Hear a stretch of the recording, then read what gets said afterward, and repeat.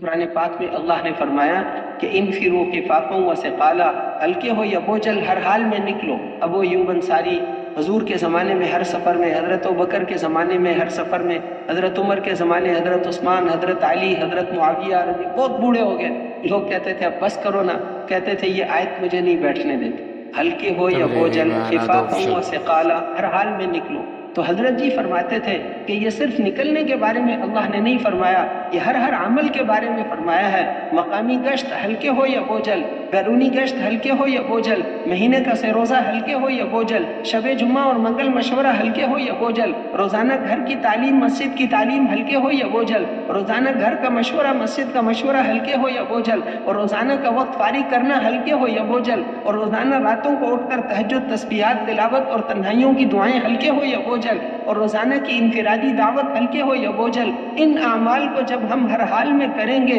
تو ان اعمال کا نور اللہ ہمیں نصیب فرمائیں گے، پھر ان اعمال میں کامیابی اپنی آنکھوں سے ایسے نظر آئے گی جیسے آج چیزوں میں نظر آتی۔